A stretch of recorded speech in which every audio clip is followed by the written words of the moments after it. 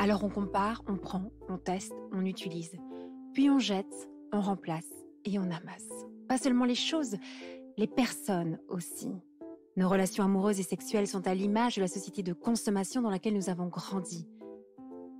Pourtant, nous voulons être aimés. Être aimés durablement, être aimés pour ce que nous sommes. C'est notre désir le plus profond. Alors pourquoi y renoncer puisque c'est possible de le réaliser? Je suis Thérèse, la cofondatrice de SEM, et vous écoutez Love Care, le podcast de l'amour durable.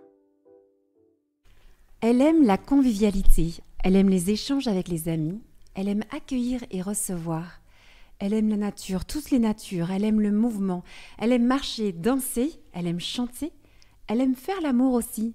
Bonjour Daniel. Bonjour. Je me permets de vous appeler Daniel. Mais avec plaisir. Je suis très heureuse de vous rencontrer encore une fois. On s'est vu dans le cadre d'une émission il y a quelques semaines pour présenter votre nouveau livre, À corps et à cœur, une sexualité pour soi et pour l'autre. Et alors c'est formidable de vous voir publier encore aujourd'hui sur les sujets qui touchent à l'amour et à la sexualité. Peut-être c'est ma recherche. C'est votre recherche, mais vous n'arrêtez pas. Non. Vous êtes passionné. Je tiens mon cap. Oui, pour moi, c'est... j'ai l'impression qu'on n'est pas très nombreuses quand même à parler du sujet, alors que quand même, il fait partie des sociétés, de la société moderne et actuelle. Et parler de la sexualité, pour moi, est une nécessité de transmission.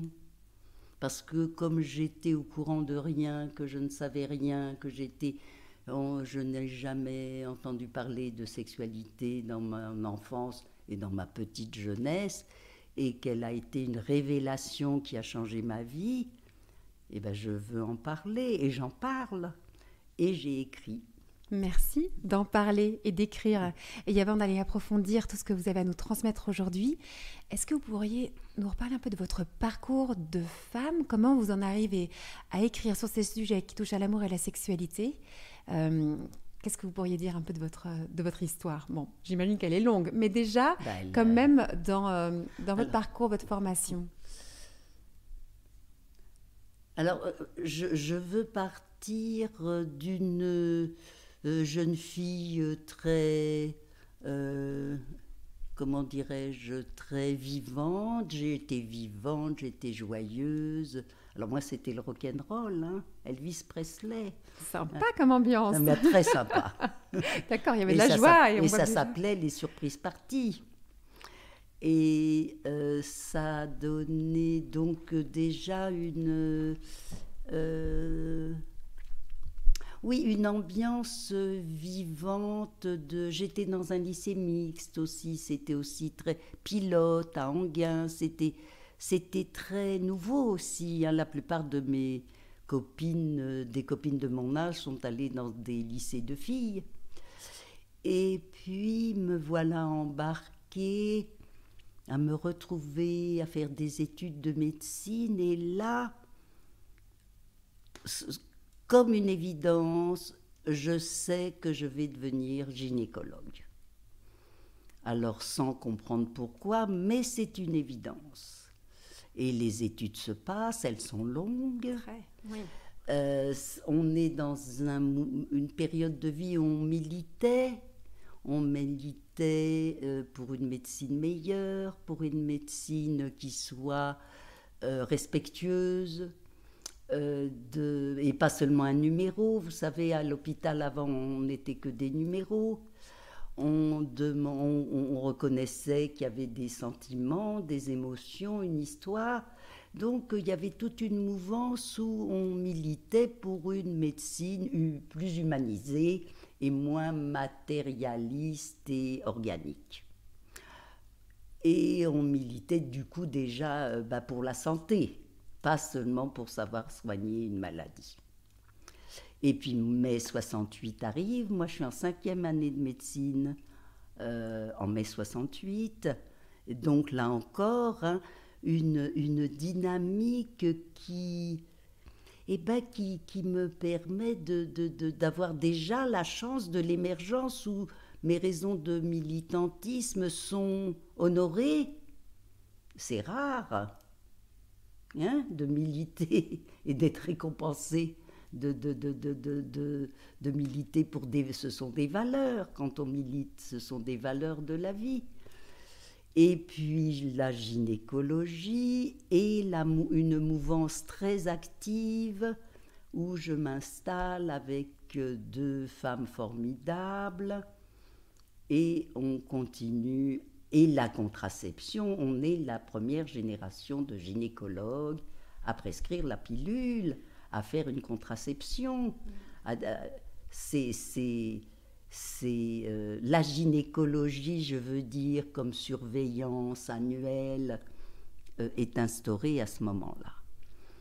Et moi, j'ai milité beaucoup au planning familial, donc le fait de m'installer avec mon ami Joël Brunnery-Kaufmann, qui était déjà complètement débordé, m'a fait enchaîner sur... j'ai envie de dire, je n'ai jamais eu de problème pour avoir de la clientèle, comme on dit. Jamais, jamais. Et puis, il y a eu tout un mouvement pour la libération, pour la libération de l'avortement. Hein? Moi, je m'installe, je ne sais pas, 72, 73. La loi passe en 75 et on est quand même, là encore, une poignée à militer. Et moi, je milite, non pas pour l'avortement, mais je milite pour qu'on accueille des enfants désirés. Parce que je sais l'importance de naître dans un désir partagé des parents pour la santé de l'enfant. Moi, je suis toujours du point de vue de l'enfant. Et donc, alors comme ça ne se passe pas comme... c'est pas tout à fait ça. Et qu'il y a donc tout ce mouvement au planning familial. Et puis alors, on travaille partout. On va dans les dispensaires, on va dans les mouvements de militantisme féminin, le GIS, le MLAC. Enfin, on n'arrête pas. Quelle période! Ah oui. Donc vous commencez votre carrière de gynécologue dans une période qui est complètement incroyable dans l'histoire et dans l'histoire des femmes. Absolument. Avec l'arrivée de la contraception, la question de l'avortement. Alors c'est intéressant parce que vous insistez sur... Vous êtes toujours du point de vue des enfants. Oui. Et peut-être vous dites ça par rapport à un point de vue qui serait celui des femmes? Quand vous dites je défends le point de vue des enfants. Oui, non, par rapport à la libération sexuelle et la légalisation de l'avortement. Oui. Hein? En fait, vous avez cette conscience qu'il faut accueillir des enfants dans un désir partagé des 2 parents. Mm-hmm. Là, c'est mon cheval de bataille, j'ai envie de dire. Partagé des 2 parents, donc mais pas seulement de la mère, mais des 2 parents. Mais bien sûr, hein, parce que cet enfant qui naît d'un désir partagé, il inscrit déjà un droit à exister. Et donc sa naissance est la matérialisation d'un désir partagé. Hein? Il ne tombe pas du ciel, il ne tombe pas, la femme ne tombe plus enceinte, la femme attend un joyeux événement parce que c'est son désir commun avec le partenaire. Et alors, vous êtes en train de vivre cette époque qui transforme profondément la société. Absolument. Le corps des femmes, la sexualité, enfin, vous assistez à tous ces changements. Absolument. Et puis, quel est encore votre parcours au niveau professionnel avant de rentrer plus dans la défense de vos idées? Après ça, vous faites quoi? Alors, je reste gynécologue allopathe pendant 12-13 ans. Et puis voilà que des amis me conseillent ou sont emballés parce qu'ils sont médecins et ils découvrent la médecine chinoise.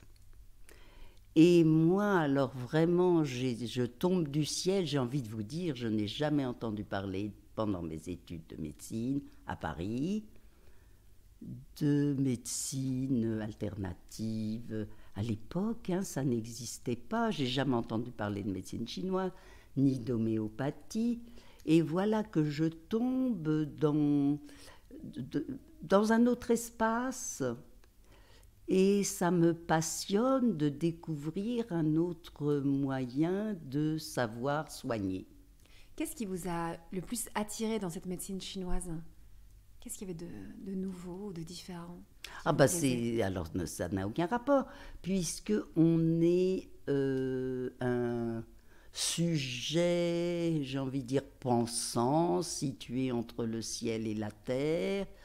On a à charge de prendre soin de soi.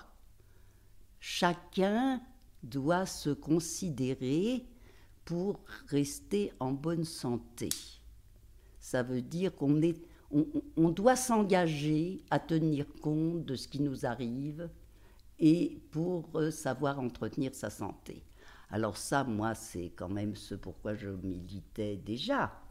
Même si j'étais plus timide dans son expression. Moi, je demandais aux femmes de se prendre en charge, de ne pas tomber enceinte et de choisir une contraception pour justement pouvoir aussi se libérer et se sentir dans la capacité de découvrir une vie de femme.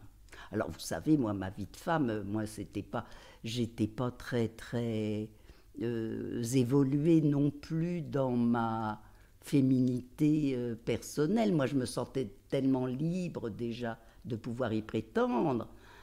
Et je croyais que cette sexualité qui démarre relativement tard maintenant, j'avais 19 ans, ça me faisait déjà me sentir libre, mais je ne savais absolument pas la vivre. J'étais contente, mais j'en avais pas les bénéfices. Mais toujours est-il que la vie continuait, s'enchaînait,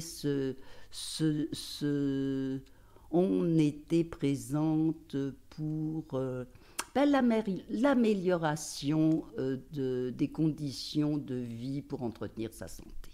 Et effectivement, le point commun, enfin le fil rouge là, dans déjà ce que vous êtes en train de partager, c'est cette idée qu'on est responsable de sa vie. Absolument. Et comment est-ce qu'on peut contribuer en tant que médecin, en tant que soignant, à responsabiliser les gens par rapport à leur choix de vie, à leur santé.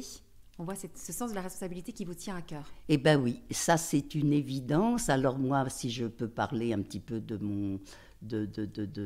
ma recherche personnelle, j'ai quand même l'impression que je suis le prolongement de ma grand-mère maternelle qui était sage-femme. Ah.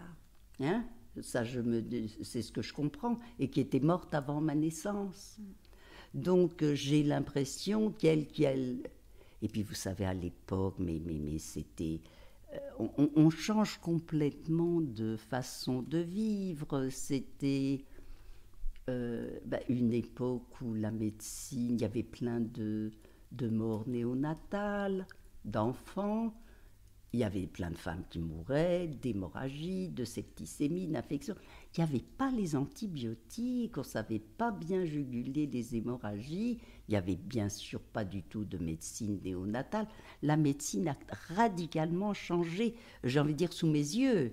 C'est passionnant de vous entendre parce que, effectivement, moi qui viens d'une autre génération, on s'était dit la dernière fois qu'on s'était rencontrés, on a 40 ans d'écart.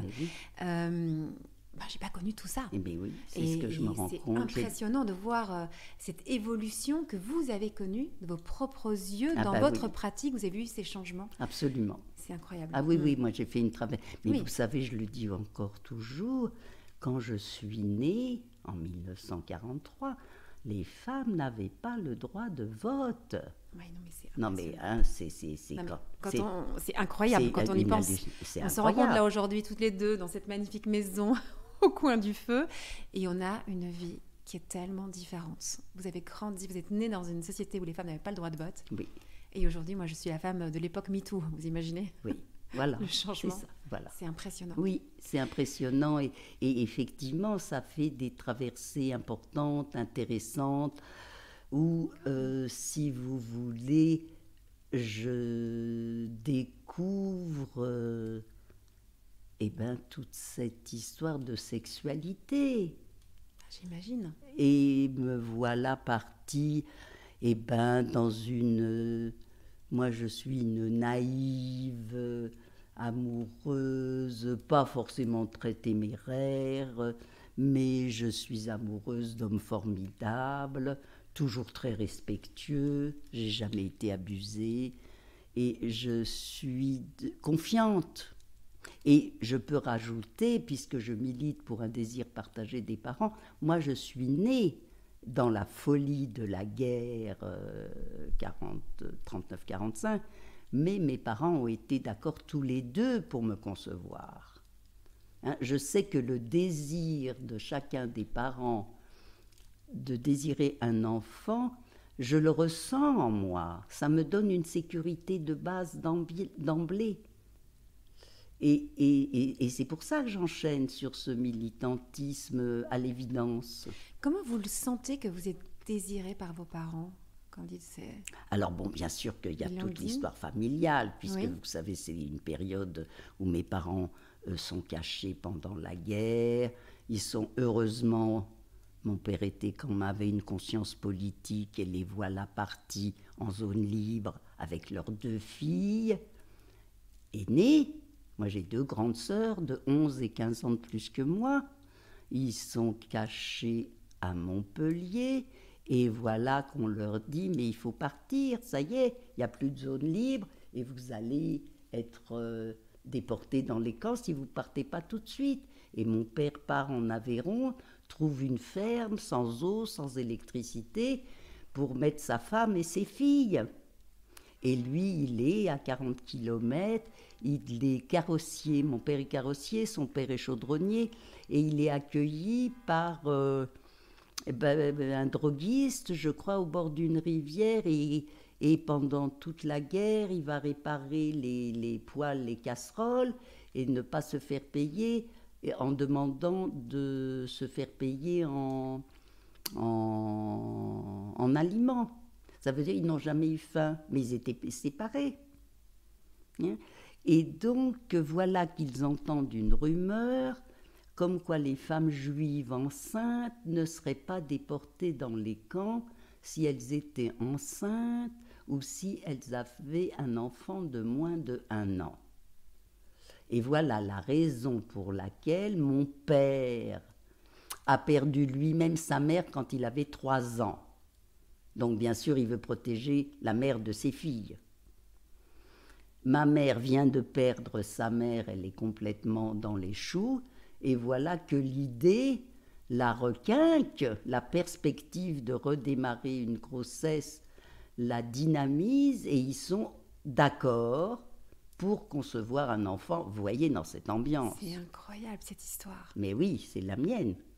Et c'est dans ce contexte-là, avec ce désir-là aussi, même de sauver la vie, qui donne la vie. Eh bien, c'est ça. Et alors, moi, je suis fidèle à ma mission, hein, je suis toujours là, à sauver les mères et les filles, et les enfants, et les pères, voilà. Ah oui, d'accord, vous étiez destiné à une fameuse histoire, un fameux projet avec une histoire pareille. Et je garde mon cap, comme j'ai dit dès le départ. Vous voyez, ça me semble normal. Ça me porte. Mais c'est ça qui me touche, qui me bouleverse quand je vous entends, c'est à quel point ça vous donne une force dans votre vie de femme, oui. d'avoir été comme ça désirée par vos parents, et comment on le sait, vous et moi, que quand on ne sent pas ce désir-là, mine de rien, ça nous fragilise, ça nous handicape. Alors on peut avancer avec ça, bien sûr. Mais c'est quand même un handicap à la base. Mais c'est pour ça, si vous voulez, moi je sais que déjà la vie est ardue, alors si on donne toutes les chances dès le départ, c'est plus facile. Et c'est vrai. Moi je trouve que j'ai été désirée par mes 2 parents, j'ai été aimée. Moi j'avais 2 grandes sœurs, alors quand ma mère ne pouvait pas me porter, il y en avait une sœur, quand l'autre sœur ne pouvait pas... Moi je n'ai pas manqué, moi je dis toujours, je n'ai pas manqué d'amour, j'ai manqué de transmission, j'ai manqué de parole. Et ça me blesse on m'a tellement aimée, mais on ne m'a pas appris la vie. Et la vie d'une... Alors, on m'a appris la vie d'une femme responsable, hein. Je savais que j'aurais à travailler, je savais que je pouvais projeter de faire des enfants et de créer une famille heureuse. Alors, c'est magnifique, hein, ça donne de la force. Et on ne m'a pas transmis que la vie des adultes incluait qu'ils sachent se rencontrer sexuellement pour entretenir leur santé et leur vitalité. Alors, à quel moment dans votre vie vous découvrez cela? Ce qu'on ne vous avait pas transmis, comment vous... Mais je ne sais vous même pas vous découvrez, répondre. comment vous... Vous savez, moi, il n'y avait pas de sexualité. garçon dans ma famille. Ah oui. J'ai pas vu de sexe d'homme jamais avant. Mais je sais pas, avant, moi je dis 16 ans, mais c'est pas vrai, c'est plus tard. Donc, si vous voulez, c'est quand même incroyable comme revendication. Moi, j'écris dans l'introduction d'Accord et à cœur combien d'enfants sont encore dans cette ignorance que la sexualité fera partie de leur vie. Celle qui n'est pas reliée à la reproduction. Et c'est comment de vivre dans une famille où la sexualité est une forme de tabou, on n'en parle pas? Quelles sont les C'est pas un conséquences? tabou, ça n'existe pas. Ça n'existe pas. Et c'est comment de vivre dans une famille où la sexualité, ça n'existe pas? Eh bien, on reste des enfants. On reste des enfants. Okay. Hein, je pense. Oui, enfin, c'est ça. On reste des filles. Et pas des femmes. Eh bien, on n'a pas on va devenir une mère et on ne va pas devenir une femme. Et on ne le sait pas puisque la mère et la femme sont confondues. Hein? La projection de l'adulte féminin, c'est une mère en devenir. C'est pas du tout une femme qui sait vivre sa sexualité. Donc, on reste une fille, j'allais dire une fille-mère presque, qui devient mère. Je comprends très bien ce que vous vous dites. Et qui ne sait pas accéder. Oui. Mais c'est pareil pour les garçons. Hein. Oui. Ils restent des garçons, ils ne deviennent pas des hommes. Hein, les fils qui ne sont pas propulsés à devenir des hommes, eh ben, ils peuvent très bien devenir des pères, mais ils ne deviennent pas des hommes. Et dans votre histoire, à quel moment vous avez l'impression de devenir une femme? Plus seulement une fille-mère ou une fille? Eh bien, j'ai envie de dire, quand je découvre le plaisir sexuel intérieur, quand je m'ouvre, alors j'étais fermée, je ne le savais pas, je m'ouvre à l'accueil et à la réception des forces sexuelles du sexe de mon partenaire, et je sens une force de vie qui m'envahit à l'intérieur et tout de suite qui me redresse. Qui me redresse parce que le lendemain, je me suis vue marcher, mais j'étais plus grande. J'étais plus dans l'aisance, j'étais redressée et j'étais plus claire d'esprit. Alors ça, c'est... on a envie de continuer à vivre ça. Hein. Moi, c'est toujours pareil. Hein. Et comment vous avez fait pour vous autoriser à vivre ce moment-là ou vivre cette expérience qui a changé votre vie? Parce que je sais que beaucoup de femmes qui nous écoutent n'ont pas encore vécu cette expérience. Mais bien sûr, c'est pour ça. Alors, bien sûr. que faut-il ou qu'est-ce que déjà, pour vous déjà comment c'était, à quel moment mais vous savez, moi j'ai été sommée d'y arriver, j'ai presque envie de dire. J'ai eu un conjoint, oui. On était déjà parents, on avait nos 2 fils, et il me dit, mais tu sais, on va pas pouvoir continuer comme ça, je n'ai pas de femme. Et alors, bien sûr que je comprends rien. Moi, je suis amoureuse. Eh ben, je travaille, j'ai mes enfants, j'ai mon homme. Enfin, on a des amis. Et c'est pas qu'on me fasse pas. On vivait notre sexualité. J'étais dans le déni d'être fermée de l'intérieur, j'ai envie de dire. Vous savez, c'est tellement complexe. Et alors, vous me dites comment je me suis ouverte? Eh bien, je ne sais pas vous répondre. Un jour. Un jour. Quelque chose a changé. un jour, je ne sais pas, il y a mis toute son ardeur, je crois. Et je ne m'interdisais pas, hein, j'étais pas en interdiction de jouir, mais j'étais fermée sans le savoir.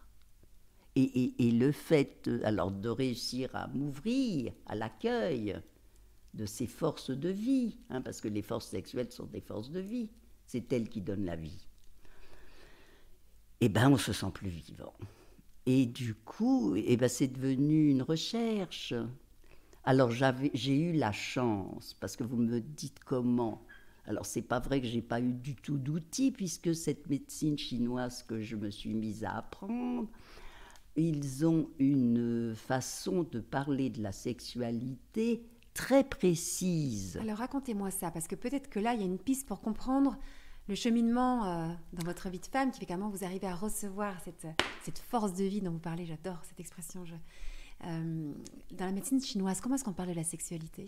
Alors, si vous voulez, il faut que je sois claire, parce que ce n'est pas dans tous les livres de médecine chinoise, hein, mais c'est toute la dynamique de la philosophie taoïste et de la médecine chinoise, et c'est la partie de l'alchimie sexuelle. Hein, et il y a très peu de traductions en français. Et c'est pour ça que je remercie toujours Catherine Despeux, qui est maintenant une amie et qui a traduit en français, parce qu'en anglais, je crois qu'il y a plus de traductions, et qui a traduit en français le processus de comment la sexualité fait partie de la vie parce qu'elle entretient la santé de l'esprit. Il s'agit de cueillir le remède. Alors vous savez, pour une gynécologue qui cherche à se soigner, pour moi ça m'a parlé tout de suite. Cueillir le remède, eh ben, j'ai quand même bien compris que je ne le cueillais pas comme il fallait. Hein? Et là, les textes ne sont pas excessivement précis, mais moi je faisais tout ce qu'il disait quand même. Ce sont des exercices où j'ai introduit dans ma vie la notion d'énergétique. L'énergétique, justement, c'est comment les orientaux parlent très bien de cette notion de chi, de force de vie, de souffle de vie. Le chi qui a été introduit en Occident par les arts martiaux, hein, par le kung-fu, le yoga aussi, le qigong, le tai chi, c'est l'énergie qui circule et qui nous rend vivants. Ce n'est pas notre corps de chair qui est animé, il est animé parce que le souffle de vie nous parcourt de notre naissance à notre mort. Et il s'agit d'apprendre à le ressentir et à savoir se remodeler. Et donc, c'est une pratique que je découvre et qui me fait, qui révolutionne ma vie et ma façon de penser. Et ça devient une pratique et j'ai envie de vous dire que je continue, je pratique ça au quotidien. Et les ateliers que j'ai mis en place depuis 15 ans sont des ateliers mixtes où on apprend à parler de sa sexualité et où on apprend à ressentir alors son corps. Et plus le côté de sa base et le côté de son sexe. On permet à son sexe de faire partie de nous. Que ce sexe devienne le nôtre, sinon on ne sait toujours pas où il est. Hein? On le ressent, et c'est en le ressentant qu'il devient le nôtre. Vous dites qu'on intègre sa dimension sexuelle, et vous avez vu comme moi que beaucoup de femmes en particulier, mais d'hommes aussi, ont un rapport au corps, comme cette dimension-là sexuelle, cette zone-là sexuelle, ça n'existe pas. Mais oui, quelque chose qui est coupé. Moi, je vois beaucoup dans ma consultation. Moi, ça se voit dans la rue. Hein? Les gens sexués, il y en a très peu. ça se voit. Je le vois aussi tout de suite. Hein, c'est ça. C'est impressionnant. Et c'est là, je dis, c'est plus des filles et des garçons, et des pères et des mères, et des humains, et des humains pensants. Hein, mais la dimension sexuée n'est pas vivante. Et quand elle est vivante, eh ben on le ressent, on le sait. Et, et ça se voit. Daniel, je comprends vraiment bien ce que vous partagez. Ce qui m'interpelle beaucoup, c'est que vous faites cette découverte d'abord dans votre vie de femme. Vous passez votre temps, toute votre vie professionnelle comme une vraie mission de vie pour transmettre des choses sur l'amour et la sexualité.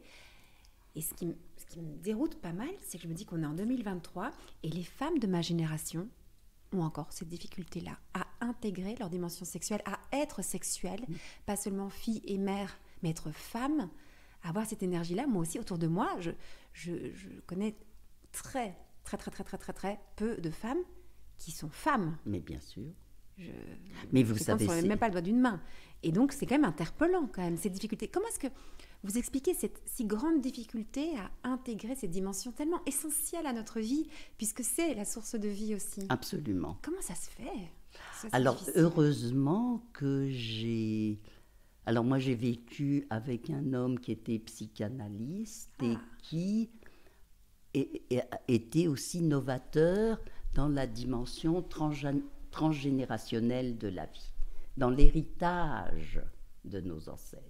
Ça veut dire que les femmes actuelles, puisqu'on parle des femmes, hein, bien sûr que ce sont les femmes et les hommes, mais là on parle plus des femmes avec vous, pour dire qu'elles contiennent, pour comprendre cette ignorance, parce que moi c'est l'ignorance qui me blesse. Oui, hein? C'est ça que j'entends dans ce que vous partagez, c'est l'ignorance qui vous blesse.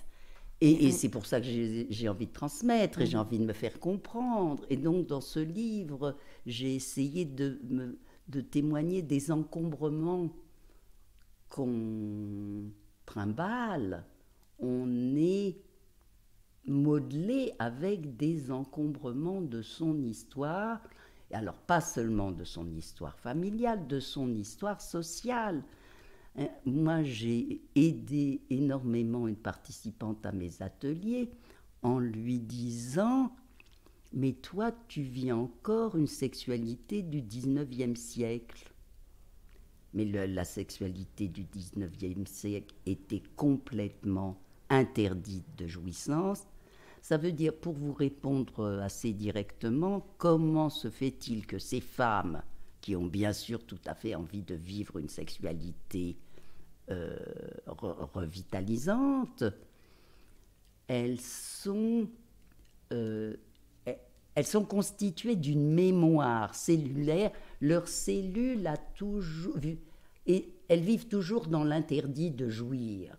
Ça veut dire de leur grand-mère, de leur mère ou de leur arrière-grand-mère. grand-mère, c'est ça. Hein? Ça veut dire, vous êtes en train de me dire que les femmes même de ma génération, ou même encore plus jeunes, peuvent avoir des difficultés à accueillir ces dimensions sexuelles et ressentir vraiment cette énergie de vie, pas parce qu'elles ont mal fait quelque chose, Exactement. mais à cause de leur héritage transgénérationnel. C'est ça que vous êtes en train de me dire. D'interdit, mais qui ne vient pas... Parce que, quand même, notre génération, on n'a pas grandi avec l'interdit de jouir. Au contraire, avec le devoir de jouir. Elles savent qu'elles ne sont plus interdites. Donc, c'est vrai que c'est étonnant, parce qu'en même temps, on sait qu'on a le droit de jouir, mais certaines femmes n'arrivent pas à accueillir cette jouissance. Mais on ne sait pas le vivre. Oui.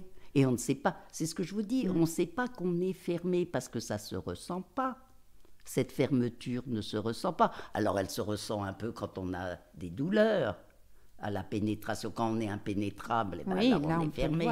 Hein, mais on peut très bien avoir des pénétrations sexuelles et ne pas ressentir cette ouverture dont vous parlez, de cette réceptivité de cette énergie. C'est ça. Hein, et c'est le cas de très nombreuses femmes. La pénétration est mécanique et non pas énergétique. Elle ne se ressent pas. Et le travail de reconstruction à faire, c'est de se mettre à ressentir cette intériorité. Et c'est ce que j'essaye de faire, et comme j'y arrive quand même assez bien, ça me permet de continuer ces ateliers, parce que les femmes sont contentes d'en bénéficier. Est-ce que vous pouvez nous expliquer en quelques mots, ça veut dire quoi, pour vous, ressentir son intériorité? Eh ben, ça veut dire que c'est savoir que notre corps de femme, notre sexe, il est invaginé. Nous avons un vagin. La vulve, le clitoris, l'entrée du vagin, c'est la surface extérieure de notre sexe. Et notre sexe se prolonge à l'intérieur de notre corps par ce conduit qui s'appelle le vagin, qui mène au col de l'utérus. Ça veut dire le fait de se savoir invaginer, ça veut dire que ça va nous permettre d'accueillir avec honneur et bonheur le sexe de notre partenaire. Moi, je parle d'y arriver quand on a le souhait d'y arriver, si vous voulez. Je ne suis pas dans les difficultés et les traumatismes où on est abusé, où on n'est pas dans le consentement. Je traite d'un sujet différent où on est d'accord tous les deux et on n'y arrive pas. Vous venez de dire un mot qui me semble essentiel, c'est accueillir. Et alors et recevoir. Accueillir et recevoir. Et dans l'esprit de la plupart des gens, accueillir et recevoir, dans la sexualité féminine, ce serait comme un acte de passivité. Alors c'est intéressant ce que vous dites. Et en fait, c'est exactement le contraire. Bravo de cette phrase, parce que moi, la seule transmission que j'ai eue, petite fille et petite jeune fille, c'était que l'homme était actif et la femme était passive. Pour moi, une des raisons principales à ces difficultés à avoir vraiment à recevoir cette énergie de vie, pour reprendre vos mots, à vraiment avoir cet orgasme, cette jouissance dans l'intimité sexuelle, c'est qu'il y a une erreur fondamentale, c'est de croire que la sexualité féminine, c'est une espèce de passivité, que l'homme serait actif et la femme passive. C'est ça. On se trompe complètement. Et vous le dites avec vos mots en disant comment est-ce qu'on a conscience de cette intériorité et d'accueillir. Et ce qui est intéressant, justement, de comprendre comment on peut comprendre cette passivité. Enfin, je veux dire, on ne peut pas la comprendre puisque c'est faux. C'est faux. La féminité est active dans son expression de... on émet du désir, ça part de soi et ça diffuse à l'extérieur, comme des ondes, de l'énergie, pour dire mais on va être vraiment heureuse que toute cette dynamique de complémentarité sexuelle nous rentre dedans. Ça veut dire, vous savez, c'est comme quand on sonne à ma porte. Alors si je vais et seulement j'ouvre la porte, on accueille, on fait rentrer, on reçoit. On est active dans le fait de confirmer. On émet du désir. Et ça, c'est de la force. Et c'est actif. Mais oui, et j'adore parce que vous prenez cet exemple-là, et j'ai l'occasion souvent aussi de parler de ce sujet et de donner exactement le même exemple. Parce que quand on reçoit chez soi, quand on accueille, mais on est hyper actif. Regardez, vous me recevez chez vous aujourd'hui. Vous m'avez préparé, il y a un bon petit gâteau, il y a du thé que vous m'avez préparé, il y a le feu qui est là. Tout est chaleureux chez vous. On s'y sent bien, et parce qu'on s'y sent bien, mais on peut vraiment vivre cet échange et que cet échange soit vivant. Vous m'auriez accueilli là au bas de la porte, et joyeux, il ne serait rien passé. Et dynamisant. On s'apporte des choses mutuellement à ce moment-là. Mais on voit bien que dans cet acte-là qui est accueillir, vous avez été très active, et là, la vie peut exister, mais il faut le comprendre. Donc il y a quand même quelque chose à corriger. Alors vous voyez, ma famille était accueillante comme ça. Ah, c'est vrai. Oui. Ah, oui. Moi, il y avait des invités à la maison. Il y avait des invités. Donc il y avait de la vie à la maison. Oui, il y avait de la vie, alors pas tout le temps, mais quand même, il y avait de la vie, il pouvait y avoir de la musique, on pouvait se mettre à danser. Il y avait ce côté convivial et joyeux. Et si on reprend un peu ces erreurs qui nous empêchent de pouvoir vivre ce pourquoi on est profondément fait. On parle de cette erreur au niveau passivité le côté passif et actif. Est-ce qu'il y a autre chose que il vous semble essentiel de transmettre aux femmes et aux hommes aujourd'hui par rapport à la compréhension de ce que c'est ou de ce que ça peut être la sexualité? Vous avez parlé d'énergie déjà? Oui. Ça, c'est un point très important. Donc, D'échange. Moi, ce que je veux dire, c'est qu'on n'est pas seul. Ok. Vous voulez dire quoi quand vous dites ça, on n'est pas seul? Eh bien, ça veut dire que sinon, on est obsédé par le fait d'y arriver, par les faits qu'on va jouir, et on est prêt, on n'est pas prêt, on ne sait pas.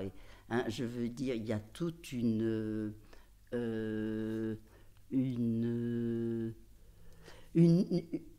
obsession que ça marche pour soi.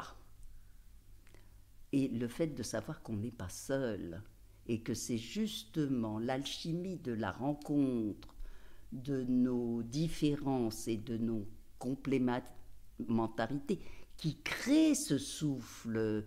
Hein, on est dans comment dirais-je, on est dans une énergie nouvelle de création. On n'est pas toute seule. Alors ça, je ne sais pas si on peut tout de suite enchaîner sur la jouissance de la masturbation, où on est toute seule, hein, où on est toute seule, où on est là, et vraiment pour s'harmoniser, pour se reconstituer, pour se faire du bien, et ça le fait. Et moi, de mon expérience personnelle et de ce que j'en comprends, c'est qu'on est plus branché sur le passé de notre constitution sexuelle, de notre construction sexuelle, pour retrouver des images, pour retrouver cette force sexuelle, hein, qui s'exprime là, qui s'agite, qui est présente. Et le fait de la dynamiser, elle se met à diffuser dans tout le corps. Alors moi, je trouve qu'elle reconstitue, mais qu'elle ne nous fait pas grandir. Alors que la compénétration, pour moi, des sexes, nous fait grandir parce qu'elle nous amène du plus. C'est intéressant ce que vous partagez là. Donc, vous dites, ça nous constitue ? Ça nous reconstitue. Ça nous reconstitue. Eh bien oui, on n'est plus angoissé, on se calme. On est plus aligné avec soi-même. On s'aligne, on Ouais. se remet, on se réajuste. Donc c'est aussi un chemin intéressant pour une femme d'apprendre à se caresser et avoir du plaisir par elle-même. Oui, ça fait partie d'un entretien aussi de la santé. Oui. Hein? Mais moi, je ne peux pas comparer, je peux les comparer, mais je ne peux pas dire que je peux amalgamer, je ne peux pas trouver ces deux jouissances identiques. Ce que vous êtes en train de nous dire aussi, c'est que cette jouissance qu'on peut se donner à soi par des caresses qu'on se donne, donc cette masturbation, elle peut vraiment nous reconstituer, comme vous dites, permettre de nous aligner, de s'apaiser d'une certaine façon. Ah oui, ça part à l'angoisse. Oui, hein. vraiment. Ça fait du bien. Ça fait du bien. Ça fait du bien, même ça soigne, si vous voulez. Moi, j'ai appris que quand on a des douleurs, moi j'ai eu une hernie discale à 20 ans, donc je passe ma vie à réparer mon dos, et ça marche, parce que je n'ai plus mal. Et alors, par exemple, toute cette énergie dégagée par la masturbation, si on l'oriente vers nos douleurs, ça les apaise. C'est hyper intéressant. Et je pense qu'on est encore aux prémices de tout ce que ça peut nous apporter. Mais bien sûr. Maintenant, on parle aussi même de pouvoir se caresser, se masturber même pendant l'accouchement. Il y a des choses qui sont intéressantes à ce niveau-là. Mais vous êtes en train de dire, moi, ce qui me semble aussi une vérité, c'est que ça n'a rien à voir presque avec ce qu'on peut vivre dans une sexualité, vous dites copénétrante, c'est comme ça? Oui, moi je parle de compénétration. De compénétration. Moi je parle plus de compénétration que de pénétration. D'accord, de compénétration. Parce qu'on est on est partie prenante de l'aventure. Et peut-être que là, beaucoup de personnes ont une vision si erronée de croire que au sein de cette union sexuelle, on devrait ressentir vivre la même chose que lors de la masturbation. En fait, ce sont deux expériences qui sont assez différentes. Absolument. Ouais, moi, je sens aussi que c'est très différent. Voilà, c'est différent. Et donc, les deux sont intéressantes. Et moi, j'avoue que c'est celle de la compénétration qui qui me plaît plus, qui me rend plus vivante. Hein, je suis apaisée par la masturbation, mais je ne suis pas forcément très, comment dirais-je, très vivante. C'est pas pareil. C'est pas pareil, c'est marrant parce que je peux dire exactement la même chose que vous. Et quand on a découvert, quand on a déjà expérimenté dans son corps, dans sa chair, l'énergie que donne le plaisir sexuel partagé, cet orgasme. Mais c'est exactement, c'est revitalisant, comme vous dites. Moi, c'est là que je puisse mon énergie de vie. Et c'est vrai que ça n'a rien à voir, la masturbation qui peut être très bonne et très agréable à certains moments donnés de la vie, mais c'est pas la même chose. Voilà. Et peut-être qu'on a tort de les mélanger. Et je pense que beaucoup de nos contemporains, c'est pas très joli de le dire comme ça, mais vivent la sexualité comme une sorte de masturbation mutuelle. Ben oui. C'est-à-dire qu'on est auto-centré à la recherche de son propre plaisir. On est seul, en fait, dans l'acte sexuel. C'est ce que je vous dis, c'est on est ça, ensemble. Oui. Et vous, ce que vous nous dites, c'est que d'arriver à comprendre qu'on est ensemble, on n'est pas seul. On n'est pas seul. Et dès lors qu'on comprend qu'on n'est pas seul et qu'on est à deux, oui. quelque chose peut s'ouvrir de différent. Eh bien, absolument. Et puis de le ressentir, c'est pas que ça peut s'ouvrir, c'est que ça s'ouvre. C'est pas que ça peut s'ouvrir, ça s'ouvre. Hein, ça s'ouvre parce que on est quand même dans la magie de la vie. Alors c'est pas toujours le top, magnifique, incroyable, extraordinaire, mais moi je peux dire que quand on sait le vivre, ça n'est plus jamais insatisfaisant. Et ça, je trouve ça tellement important parce que c'est tellement fatigant de ne pas y arriver. C'est tellement frustrant, c'est tellement... ça mène, que ça peut quand même mener très souvent aux ruptures, hein, quand ça marche jamais, hein, quand on n'y arrive pas, quand on sait... C'est pas l'amour qui manque, hein, c'est important de le savoir. C'est quasiment parce qu'il y a de l'amour que c'est si difficile. Qu'est-ce que vous voulez dire par là ? Eh bien parce que les cœurs sont ouverts.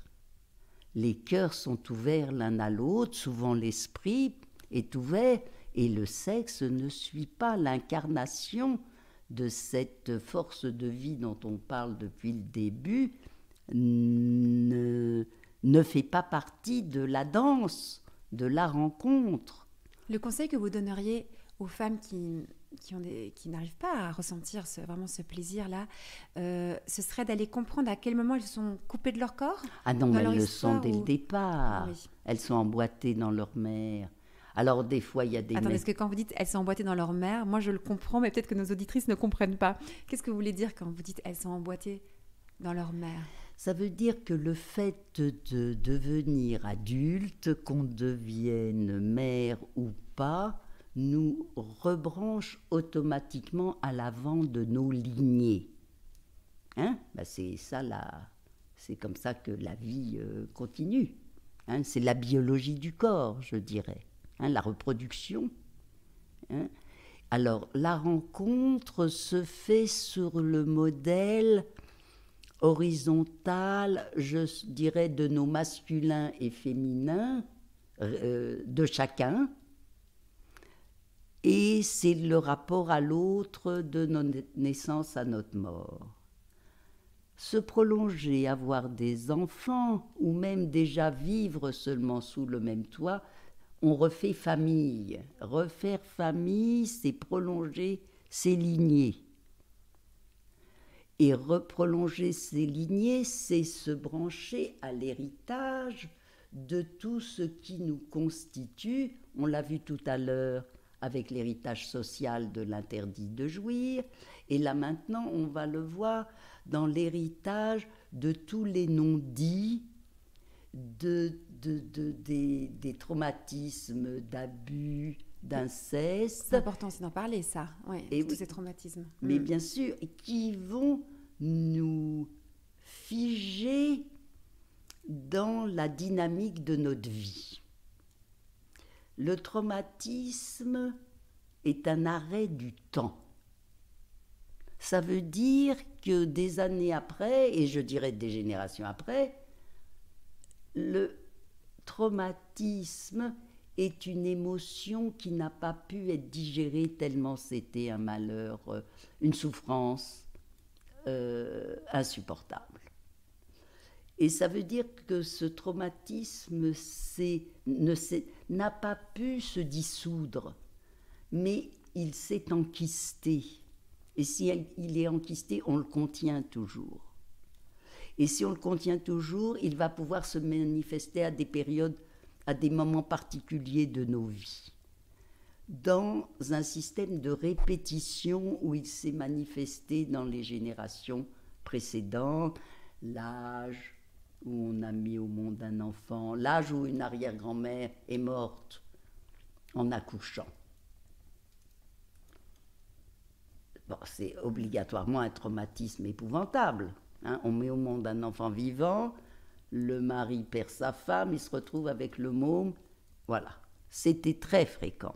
Mais attendez, parce que je comprends ce que vous partagez sur tout cet héritage, mais en tant qu'aujourd'hui femme adulte, on ne connaît pas vraiment l'histoire de notre mère, de nos grands-mères, de nos arrière-grands-mères. Oui, mais ça veut dire que quand on a des difficultés, il faut savoir il faut comprendre tout de suite qu'on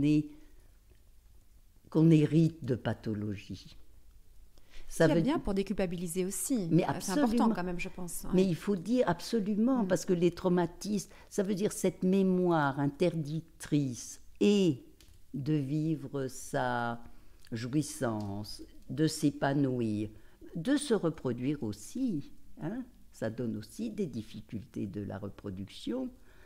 Il faut savoir que nous n'en sommes pas à l'origine, mais nous en sommes les dépositaires. Alors déjà, de savoir qu'on n'en est pas à l'origine, déjà, c'est important. Des fois, ça suffit à s'en départir. Vous savez, c'est très bizarre, les pathologies. Hein. Des fois, moi, je disais à ces jeunes, parce qu'elles souffraient, elles avaient des trop gros seins, des trop grosses cuisses et tout ça, et je pouvais leur dire, mais ça, ce ne sont pas les vôtres. Là, vous êtes dans un héritage des femmes de la famille. Et bien, pour certaines, ça suffisait. D'un seul coup, elles se remodelaient spontanément. Et puis souvent, ça ne suffit pas. Il faut de l'énergétique, il faut du travail. Il faut travailler pour faire circuler une énergie stagnante. Vous savez, ça donne des inerties. Daniel, ces cryptes qu'on... C'est passionnant. Oui, c'est ça, c'est kyste. Et donc, attendez, je rebondis sur justement refaire circuler l'énergie. Très concrètement, comment est-ce qu'on fait ? C'est une force psychique qui se concentre en une partie du corps. Ça veut dire, on veut ressentir son sexe, on veut ressentir son périnée. Et il ne faut pas se lâcher. Il faut se demander d'être très, très, très concentré pour aller à cet endroit précis. Il faut savoir que quand on porte son attention sur une énergie, sur un endroit du corps, on lui amène de l'énergie. Lui amène. Donc quand on porte attention à un endroit du corps, on lui amène de l'énergie. Voilà, on lui amène de l'énergie, déjà de la force. Alors, c'est bon à savoir ça, oui. Voilà. Alors quand c'est noué, quand on a des douleurs, ça peut dissoudre les douleurs. Hein. Ou bien il y a des vides. Alors c'est vrai que si on amène une énergie dans le vide, là on comprend mieux que ça peut nous requinquer. Quand on a des trop-pleins, eux au contraire, il faut apprendre à les vidanger. Hein. Faut aller plus en amont. Hein. Tout ça, ça s'apprend, et comprendre qu'on se reconstitue par la sensation, c'est parce que on se rebranche à la période de la vie où c'était la sensation qui primait. Notre pot de sensation, quand on était une toute petite fille ou un tout petit garçon, mais des bébés, ou bien le contact physique du corps à corps était confirmant, nous permettait justement d'être confiants, de se donner, de s'abandonner. Hein? Regardez ces bébés confiants là, mais c'est d'une beauté. hein, les animaux aussi. Hein. Quand on est confiant, eh ben, on est relâché. Et puis quand c'est moins, quand on est un peu... si on est agressé, eh ben, il y a de la rétraction. Il n'y a pas de détente. Et tout ça, c'est bon ou c'est pas bon. C'est agressif ou c'est stimulant. Vous voyez, on repart à la période où c'est la sensation qui nous construisait. Et c'est pour ça qu'il est important. C'est pas que souvent on dit on visualise. Alors la visualisation c'est très bien, mais c'est pas ça qui permet de se remodeler. Ça permet de s'orienter, parce que c'est le fait de ressentir qui nous change. Et on peut changer, et c'est du travail et de la persévérance, mais c'est possible. Et là, si on est dans cette histoire de sexe, qui est anesthésié, qui n'existe pas, eh ben on apprend à l'intégrer dans notre image du corps. Il se met à faire partie de nous, et dès qu'il se met à faire partie de nous, il va pouvoir être vivant, et il va savoir vivre son plaisir. Meilleure nouvelle du monde. C'est possible. Mais c'est possible. Et puis vous nous expliquez déjà quelques pistes pour savoir comment y arriver. Et ce que j'aime dans ce que vous êtes en train de nous partager, c'est que à la fois de redire avec force que il y a quelque chose à vivre dans l'expérience sexuelle qui est magnifique puisque c'est un lieu de vie. Donc ne pas renoncer à ce projet-là parce que c'est difficile, parce qu'on n'y arrive pas, parce qu'on ne ressent pas les choses. Et par contre, de voir qu'il y a des choses à corriger. J'ai envie d'enchaîner tout de suite, parce qu'on n'en a pas du tout parlé, comment c'est important aussi, passer la ménopause, puisqu'on vit de plus en plus longtemps, comment c'est important de savoir, parce que souvent les femmes disaient « Ah mais c'est plus pour moi mais pourquoi c'est plus pour moi ?» Parce qu'on confond toujours la sexualité de reproduction qui n'est plus possible à celle de la jouissance qui au contraire se met à s'appeler, pour la philosophie taoïste, un deuxième printemps. Donc si on sait que la ménopause peut s'appeler un deuxième printemps, ça change tout. Eh bien, ça change la perspective. Bien sûr. Mais voilà. Hein? Et c'est flagrant.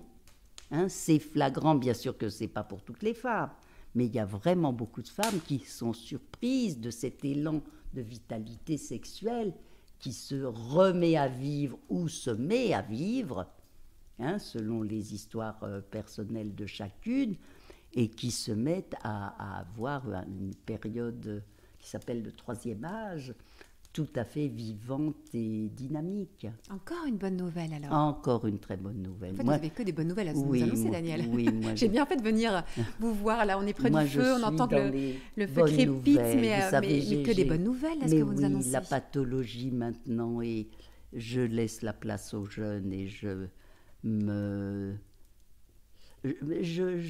m'agrémente aussi, je m'entretiens aussi avec les bonnes nouvelles. Oui, mais vous avez bien raison. Mais c'est vrai que quand je vous entends, je me dis cette chose-là que je pense depuis pas mal d'années. En fait, la révolution sexuelle n'a pas encore eu lieu. Il y a quelque chose... c'est pas intégré. C'est pas encore intégré. Et non. Et oui, c'est drôle, parce que vous avez commencé à raconter votre histoire en parlant de cette fameuse époque de mai 68, avec la contraception, l'avortement, tous ces changements, les antibiotiques aussi. Vous avez même expliqué tout ce contexte-là très enthousiasmant, dans une nouvelle perspective où l'enfant pourrait être désiré, etc. Moi, je suis une petite fille de la libération sexuelle, soi-disant de mai 68, et donc de cette période-là de la révolution sexuelle. Mais notre génération, non, on n'a pas été très libérés sexuellement pour la majorité de mes contemporaines. Et j'ai l'impression, quand je vous entends, qu'on est aux prémices de ce changement de mentalité profonde, découverte de ce que c'est vraiment la sexualité. Et je le sais très bien, la majorité des gens qui nous écoutent, là en ce moment, n'ont jamais entendu ce que vous êtes en train de partager. On est en 2023. C'est vrai que ça me sidère, et je sais que c'est vrai. C'est pour ça que vous écrivez encore aujourd'hui. Ben oui. Vous dites, je ne peux pas m'arrêter. Mais il faut oui, continuer à le dire. j'ai été sollicitée. Hein. J'ai été sollicitée. Je ne suis pas sûre que j'aurais eu l'initiative. C'est comme moi, là, je vous sollicite en disant, est-ce que vous pouvez nous raconter des choses, Daniel? Oh là là, je viens vous voir et je viens vous fatiguer en vous faisant parler. Mais c'est vrai que c'est passionnant de se dire qu'il y a quelque chose de beau, de merveilleux à vivre, mais qu'il y a des petites choses ou des grandes choses non, c'est du travail. Hein. Ouais, et du non, c'est du boulot. En fait, il y a une révolution intérieure à opérer, une autre façon de voir les choses, d'envisager les choses. Exact. Et ça marche. Et ça marche. Ça marche. Il ne faut pas se lâcher, il faut être persévérant. Mais je pense à une chose que j'ai découverte un peu en consultation aussi. Alors moi, je comprends à 1000% ce que vous me partagez, mais je vois que certaines femmes qui n'ont pas vécu cette expérience ne comprennent pas. C'est un peu comme du chinois, ce qu'on dit là. C'est comme si c'était quelque chose de très étranger. Et je trouve ça assez compliqué d'arriver à expliquer quelque chose qui est de l'ordre d'une expérience à vivre où on l'a vécu ou on ne l'a pas vécu. Mais je ne sais pas. Non, mais parce que vous continuez, si on continue ce que vous êtes en train de me dire, la parole, là, va prendre toute son importance. Hein? J'ai dit dès le début que j'ai été sommée d'y arriver, mais c'est la vérité. C'est la vérité.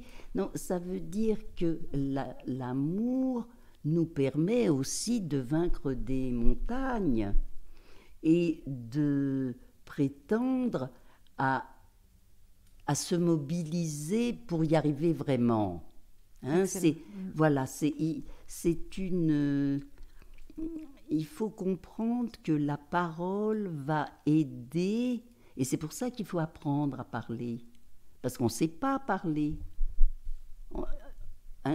C'est pour ça qu'il faut parler avec les gens qui ont envie de partager les mêmes valeurs. Il faut parler avec les copines, il faut parler avec les amis, il faut parler... Hein, c'est très important de se mettre à... Moi, je vous parle de ça parce que je ne savais pas parler. J'étais quelqu'un qui ne parlait pas. J'ai appris à parler, mais ça a changé ma vie. Mais vous dites une chose essentielle pour toutes les femmes qui nous écoutent et qui n'ont pas encore vécu cette expérience et qui le vivent peut-être avec une certaine frustration, une souffrance. Ça peut être aussi un sujet de discorde au sein de leur relation. Mais je vous dis, c'est très fatigant aussi. Oui, c'est ça, et c'est fatigant. Ça, c'est intéressant, vous insistez sur le côté fatigant. Que l'amour que vous portez pour votre conjoint vous donne la force de vous mobiliser encore pour essayer de pouvoir vivre ce pourquoi vous êtes pleinement faite. Oui, de savoir qu'on est fermé et qu'on ne sait pas du tout comment on va y arriver, mais on sait qu'on se demande d'y arriver. De ne pas renoncer. Ah non, pas renoncer. Ça c'est déjà, voilà, renoncer, là on commence un petit peu à s'enterrer. Vous dites s'enterrer, on revient sur la dynamique de vie et de mort. Hein. J'aime bien quand vous dites s'enterrer, il y a quelque chose de l'ordre de quelque chose qui meurt un peu au fond de nous. On abdique, ouais. On abdique alors que de pouvoir être curieuse de cette vie, mais incroyable quand même. Et puis peut-être d'entendre au travers de votre témoignage et de tout ce que vous nous avez partagé que finalement cette jouissance dont on parle, c'est tout un chemin, un cheminement. Et c'est parfait, il n'y a pas de problème à ce que ça prenne du temps finalement pour y arriver du moment qu'on est en chemin. C'est exactement ça. De toute façon, on n'arrivera jamais au bout. Hein, les Chinois, ils disent, nous sommes un microcosme qui contient le macrocosme. Alors ça veut dire si on contient l'univers, bien sûr on ne va pas tout explorer. Et c'est pour ça que c'est intéressant de savoir ce que l'on cherche. Hein, parce que si on va partout et qu'on s'éparpille, on se perd. Hein, c'est important d'être concentré, par exemple, sur cette dynamique comment dirais-je, de mise en forme sexuelle, de dynamique sexuelle, de savoir se préparer, d'apprendre à se donner des rendez-vous. On a des vies si denses, on a tellement de choses à faire que si on ne met pas cette sexualité au programme, elle peut passer à l'as mais si facilement. Et c'est dommage puisque ça entretient la santé, ça revitalise. On perd le bénéfice de l'apport quand on oublie combien ça va nous faire du bien. Mais ça me pensait à un jeune couple qui est venu en consultation il y a quelques jours chez moi. Ils se sont mariés il y a 2 ans à peu près. Et leur sexualité est vraiment désastreuse, quoi. Ça fait mal, c'est frustrant. Il y a rien qui va, vraiment. Ils sont vraiment très malheureux de cette sexualité-là. Et l'un et l'autre, très malheureux. Il faut toujours bien entendre, là, les femmes qui nous écoutent, que quand un homme voit sa femme qui est frustrée, il est malheureux aussi de cela. Il ne s'en réjouit pas du tout. Ils viennent me voir en disant, on va aller voir une sexologue. Alors, une sexologue, ils pensent dans leur imaginaire, dans leurs histoires qui se racontent, que je vais leur donner des techniques. Il va falloir se toucher comme ça, appuyer sur tel bouton, utiliser tel objet pour avoir votre jouissance, et puis tout ira bien. Et je les entraîne dans la perspective que vous nous partagez aujourd'hui. Et je les ai vus déçus, mais tellement déçus à la consultation, parce qu'ils espéraient ressortir avec une technique mécanique qui permettrait d'avoir une solution à leurs problèmes. Vous avez 2 ingénieurs devant moi, problème-solution, et là, on va le faire. Et en fait, c'est pas une histoire de technique, c'est pas une histoire de mécanique, ce que vous êtes en train de nous apprendre.